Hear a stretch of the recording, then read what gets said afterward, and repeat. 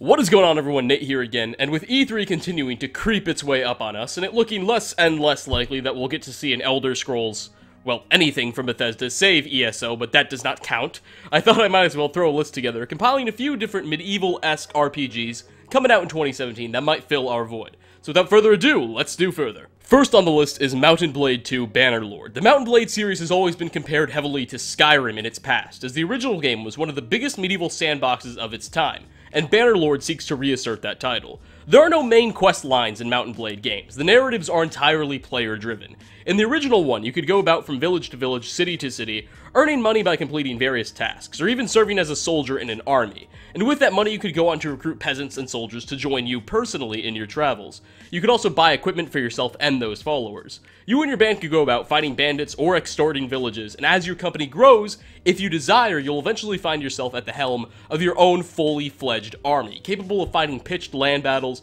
and besieging cities and the like. From there, you could pledge your service to another king, or even start an empire of your very own, which is my favorite thing to do, although I was quite terrible at it in the original, and that is barely scratching the surface of what Mount & Blade has to offer. Bannerlord seeks to refine that formula with an increased emphasis on allowing the player to lead those large armies and fight in those massive battles mentioned earlier, with a fresh new coat of paint to go along with it. The game is expected to offer a multiplayer mode very similar to that of its predecessor, where you could fight in set-piece battles alongside other players, similar to a medieval-style Call of Duty team deathmatch. In a DLC for the original Mount & Blade, multiplayer battles could carry up to 200 players to satisfy any sort of PvP desire.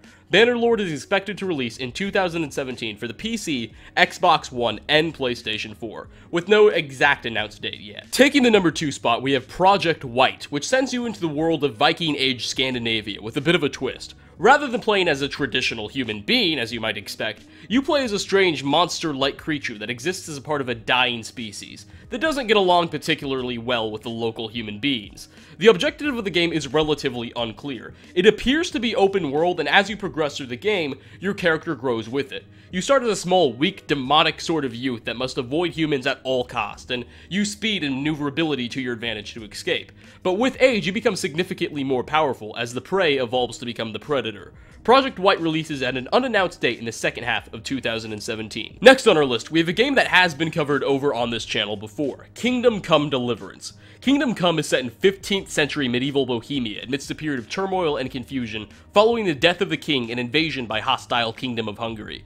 You play as a young Henry, who has had most of his family murdered to death by said invading Hungarians, and was rather bothered by this fact. The main questline involves you and your character seeking a little bit of vengeance.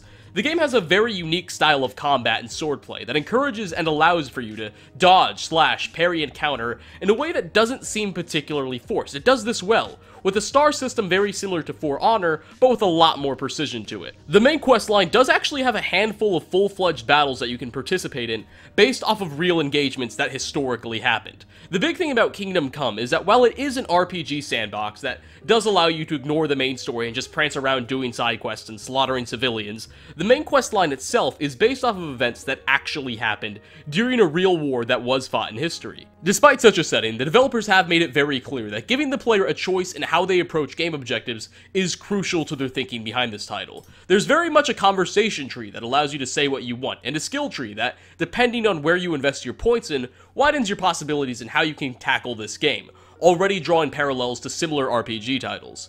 I think Warhorse, the development studio behind this game, will have to find a very smooth balance between maintaining that historical accuracy they're striving for and giving players a say-so in how they play. However, it does look like they are getting it relatively right. Playing the beta, I really did thoroughly enjoy this game. I had a lot of fun with it. I would like them to add a third-person feature into it. That is my only big criticism. But as a whole, Kingdom Come: Deliverance does look remarkably promising if you're someone into open-world, medieval-esque RPGs.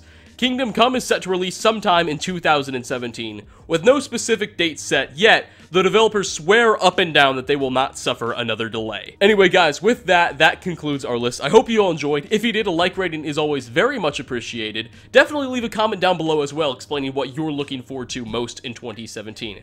Again, I hope you all enjoyed. Links are in the description down below: Twitter, Instagram, Snapchat, MySpace, all that good stuff, and I hope to see you all in my next video. Peace out, everybody.